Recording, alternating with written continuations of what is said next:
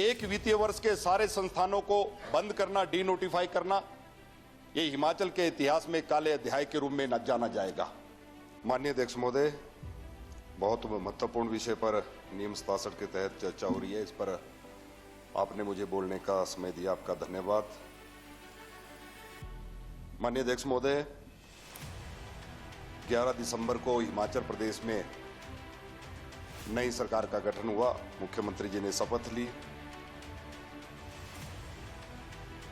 जब भी नई सरकार बनती है तो स्वाभाविक तौर पर सरकार बनने के पश्चात तुरंत कुछ निर्णय लिए जाते हैं, उसी से सरकार की दिशा और दशा तय हो जाती है।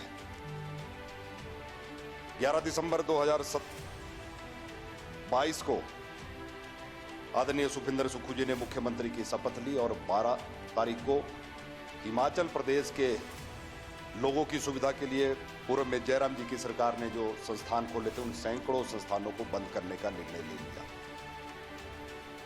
एक ये सरकार और एक वो सरकार थी। 27 दिसंबर 2017 को जब जयराम ठाकुर जी ने हिमाचल प्रदेश के मुख्यमंत्री के रूप में शपथ ली, पहला निर्णय हिमाचल प्रदेश के बुजुर्गों के सम्मान के लिए सामाजिक सुरक्षा पेंशन में उम्र 80 साल से घटाकर 70 साल कर दी थी। ये फर्क है सरकार का, जो भारतीय जनता पार्टी की जयराम जी की सरकार थी और वर्तमान की कांग्रेस की सरकार है। एक तुगलकी फरमान के साथ हिमाचल प्रदेश के सैकड़ों संस्थान बंद करने का निर्णय हमारी इस वर्तमान की कांग्रेस की सरकार ने कर दिया। माननीय अध्यक्ष महोदय, कोई भी सरकार 5 वर्ष के लिए चुनी जाती है, ये जनादेश का अपमान किया गया है। एक वित्तीय वर्ष के सारे संस्थानों को बंद करना, डी नोटिफाई करना, ये हिमाचल के इतिहास में काले अध्याय के रूप में न जाना जाएगा। इस प्रकार का निर्णय, जैसा भाई हंसराज जी ने भी कहा, सुखविंदर सुक्खू जी से हमको भी उम्मीद थी, प्रदेश को भी उम्मीद थी कि साधारण परिवार का व्यक्ति मुख्यमंत्री बना है और प्रदेश के विकास के लिए स्वाभाविक तौर पर कुछ नया करने का प्रयास करेंगे। लेकिन आदरणीय मुख्यमंत्री जी, आप उस कुर्सी पर बैठे हैं, बहुत से लोगों को यह रास नहीं आ रहा है जो आपको ये सारी सलाह दे रहे हैं कि इन संस्थानों को बंद करें। आपने आते ही व्यवस्था परिवर्तन की बात कही। आपने कहा कि मैं व्यवस्था परिवर्तन के लिए काम करूंगा। हम समझ नहीं पा रहे हैं कि कैसा व्यवस्था परिवर्तन है। मेरे विधानसभा क्षेत्र की 70 साल पुरानी एक पुलिस चौकी थी, उस पुलिस चौकी को भी डिनोटिफाई कर दिया गया। यह व्यवस्था परिवर्तन है। इसमें क्या, इसमें वोट बैंक की कौन सी राजनीति थी?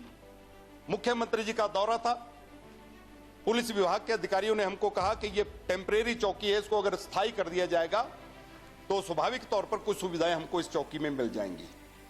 हमने मुख्यमंत्री जी से निवेदन किया, जयराम ठाकुर जी से निवेदन किया, उस चौकी को स्थायी घोषित कर दिया गया। लेकिन सरकार ने आनन फानन में कुछ नहीं देखा, ऐसे तुगलकी फरमान जारी कर दिए कि वो 70 साल पुरानी पुलिस की चौकी भी बंद करने का काम इस वर्तमान की कांग्रेस सरकार ने कर दिया। जो संस्थान हिमाचल प्रदेश में खुले, खासकर मैं अपने विधानसभा क्षेत्र की अगर बात करूं, मेरे विधानसभा क्षेत्र में एक प्राइमरी हेल्थ सेंटर बंदली, अगर हम नीरी से तत्तापानी के लिए चलेंगे तो उस दुर्गम क्षेत्र में बीच में कोई स्वास्थ्य संस्थान नहीं था। हमने माननीय मुख्यमंत्री जयराम ठाकुर जी से उस समय बात की, निवेदन किया, क्योंकि जनता की मांग पर, वहां की जनता की मांग, वहां के चुने हुए प्रतिनिधि, पंचायत प्रतिनिधियों ने वो मांग की और हमने जयराम ठाकुर जी से कहा और वो प्राइमरी हेल्थ सेंटर वहां पर खुल गया। डॉक्टर की पोस्टिंग हो गई, फार्मासिस्ट आ गया। लेकिन माननीय अध्यक्ष महोदय, मुझे बड़े दुख के साथ कहना पड़ रहा है कि उस पीएससी को भी बंद करने का काम किया गया। उसके साथ अध्यक्ष महोदय, मेरे विधानसभा क्षेत्र में एक 10 बेडेड आयुर्वेदिक हॉस्पिटल की भी नोटिफिकेशन हुई, उसका शुभारंभ हो गया। वहां पर डॉक्टर्स आ गए, लोगों का इलाज आयुर्वेदोपैथी के माध्यम से होने लगा और लगभग 900 की ओपीडी उस 10 बेडेड हॉस्पिटल में थी। वहां पर पंचकर्मा के माध्यम से और भी जो आयुर्वेद पद्धति है उसके माध्यम से इलाज होने लगा, लेकिन उसको भी बंद करने का काम वर्तमान की सरकार ने कर दिया। ये बड़ा दुर्भाग्यपूर्ण है। मेरे विधानसभा क्षेत्र का एक आईपीएच का सब डिवीजन जो कांगू में खोला गया, मेरे विधानसभा क्षेत्र में 2 सब डिवीजन, एक सब डिवीजन में 25% हिस्सा आता था और 75% हिस्सा जो है दूसरे सब डिवीजन में आता था। वर्तमान की जयराम जी की सरकार के आशीर्वाद से और केंद्र में मोदी जी की सरकार से हमको करोड़ों रुपया जल जीवन मिशन में भारत सरकार से मिला, जिसके कारण काम करने में वहां पर ऑपरेशन जो वहां पर विकास के कार्य हमारे वाटर सप्लाई की जो स्कीम चल रही थी उसमें दिक्कतें आ रही थी।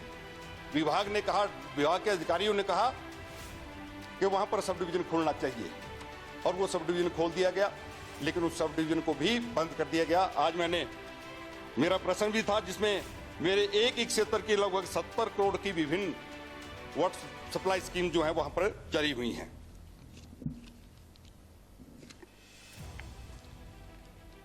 माननीय अध्यक्ष महोदय, पुरानी सरकार में किस प्रकार से काम होता था, कांग्रेस की सरकार में किस प्रकार से काम होता था, ये पूरा प्रदेश जानता है।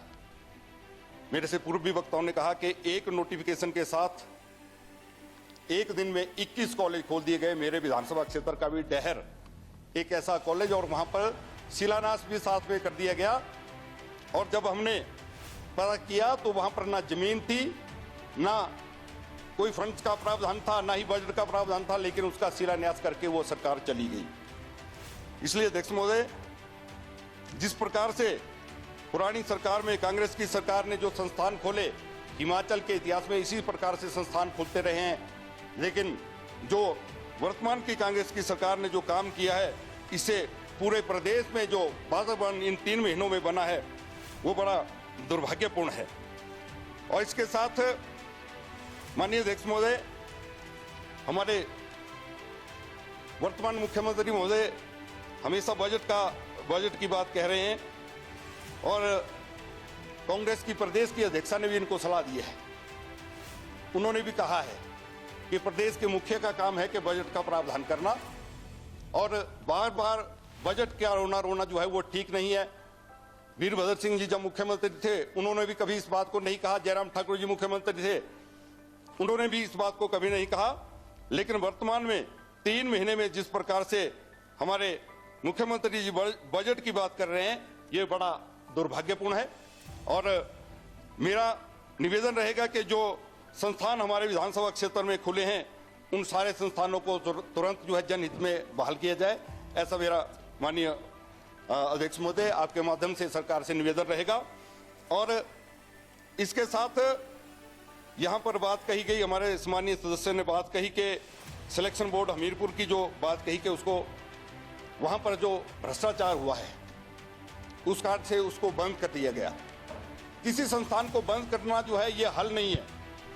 एक स्कूटी के नंबर को पोर्टल के माध्यम से उसमें भी फ्रॉड हुआ, 100 करोड़ की बोली हुई, लेकिन क्या हम ट्रांसपोर्ट विभाग को बंद कर देंगे? ये हल नहीं है। जिसने गलत किया है उसके खिलाफ कार्रवाई होनी चाहिए, ऐसा मेरा निवेदन रहेगा। और माननीय महोदय, आपसे इतना ही निवेदन रहेगा आपके माध्यम से सरकार से कि ये जो संस्थान हमारे क्षेत्र में बंद किए गए हैं उनको तुरंत बहाल किया जाए। धन्यवाद। Thank you.